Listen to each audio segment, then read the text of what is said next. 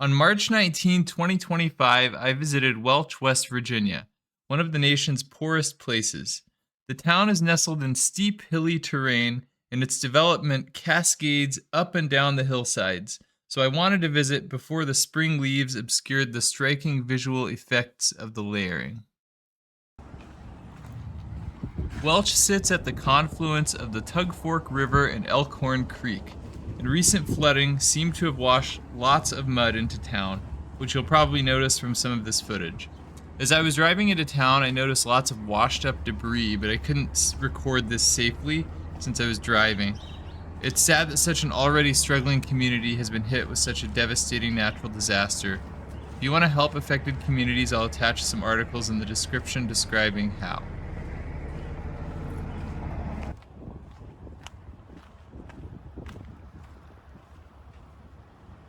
Here in the city parks, you can see the dried mud and how high it apparently washed up from the river. Seems like water levels must have risen 15 to 20 feet or more above normal. In certain areas, the wind was blowing the dried mud almost like a dust storm. Normally grassy fields are now covered in cracking mud like the bottom of a dry lake bed. Even the city pool is filled with dried mud, and you can see the damage to the playground. Here we're approaching the Tug Fork River, and you can just see the feet of mud, dried mud there, all the way up from the city level down pretty much to the river. It looks like they have cleared, I'm sure they've cleared out quite a bit, but it is still pretty bad.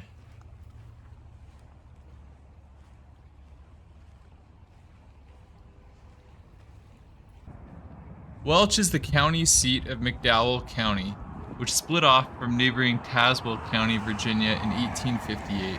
Within a few years, McDowell County would find itself on the borders of an emerging crisis, the American Civil War.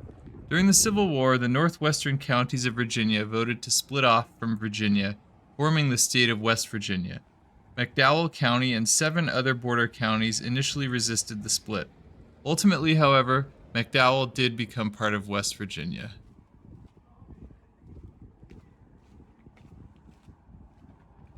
Here we're approaching the famous parking garage in Welch. This is where JFK spoke in 1960, and this was apparently the first municipally owned parking building in the US. And this parking garage was built in 1941. Some old buildings here, the Odd Fellows Temple says 1929. And here's a picture of Welch from 1946, and you can actually see in that right-hand side that same building there. And what a place Welch was back then. Take a look at that street. They've got some angel wings there on the building, and I think this supplies, I'm guessing, is for the disaster relief.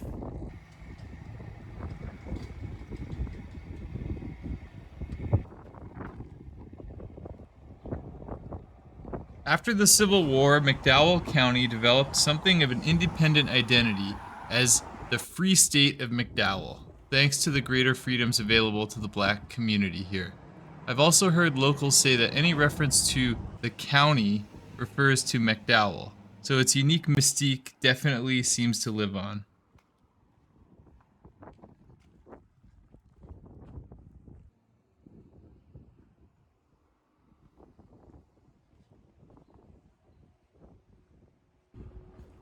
Approaching the courthouse here, built in 1893.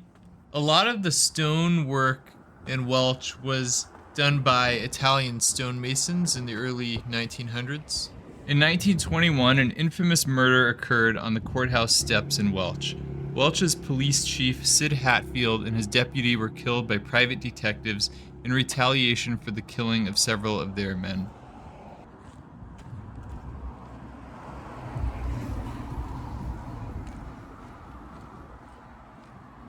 A big fire in 1911 demolished a lot of the wooden buildings in Welch, so they were rebuilt mainly with stone and brick.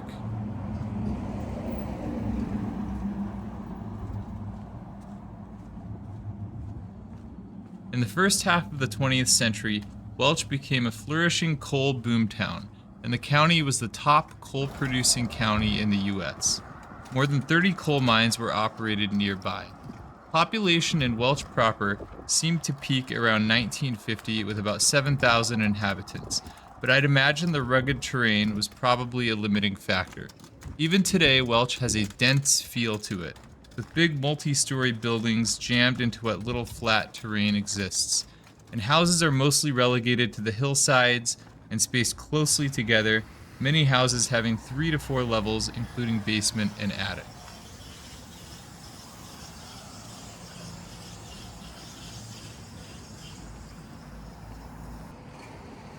In its glory days, Welch was known as a Little New York.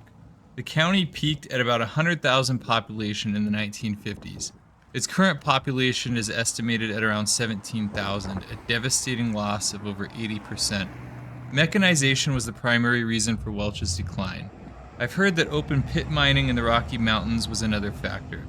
U.S. coal production actually didn't peak until 2008, which was over half a century after Welch started declining. Now we're going to walk through some of the neighborhoods in Welch. A lot of these houses are extremely cheap, by the way. The average house is valued at $33,000 in Welch. So if you're looking for extremely cheap property, this is about as cheap as it gets in the US.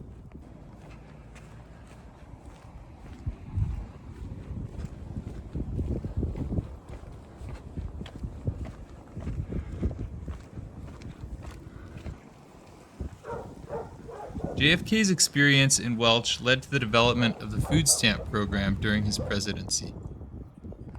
Catastrophic floods in 2001 and 2002 further decimated Welch. McDowell County is considered a food desert, with apparently only 2 grocery stores in the whole county. The local Walmart closed in 2016 and still hasn't even bothered to take down its signage. I passed the abandoned Walmart on my drive into Welch, and it's an eerie sight.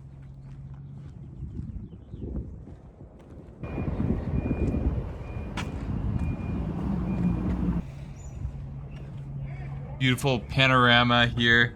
Gonna be crossing Elkhorn Creek here, which I didn't really show, and then exploring across the creek a little bit.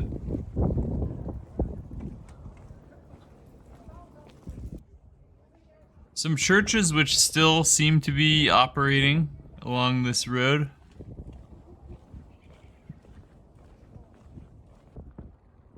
And now heading up to this old high school. This is such a cool building. You can see this from way back.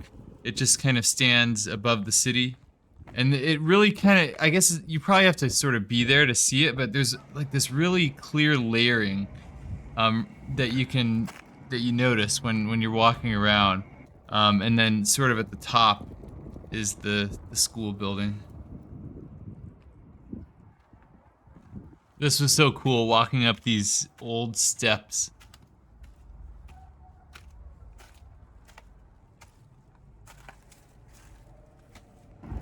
This is the old Welch High School. It was built in 1906. The original name, if you look at the engraving over the entrance, was Browns Creek District High School. And I believe this building here beside the high school was the elementary and junior high school, which apparently may have been built first. I'm not sure exactly when, but something I found online says it was built first. And apparently the high school has been closed since 1978. I'm actually kind of surprised that it's not in worse condition. I'm wondering maybe it had a different use. I'm not completely sure. Couple big old buildings here.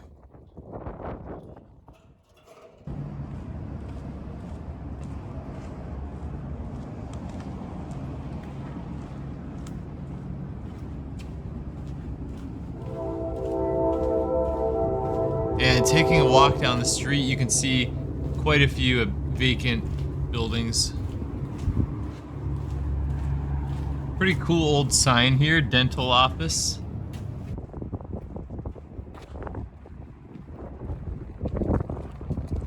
And walking down a little alleyway here, you can really get a sense of how dense Welch probably was back in the day. I mean, For only, a few thousand people, these are some pretty big buildings, and you could probably pack quite a few people um, in this little area.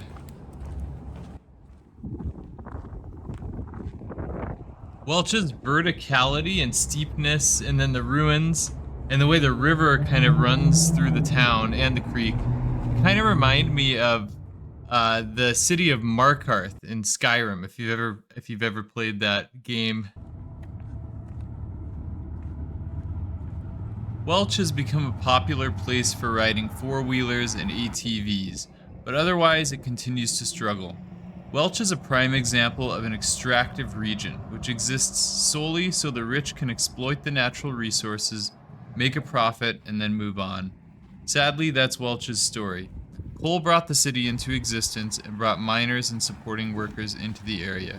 The corporations made their money, then found better ways and better places to make more money, pillaging the region of its inherent natural value and abandoning the people the industry brought here.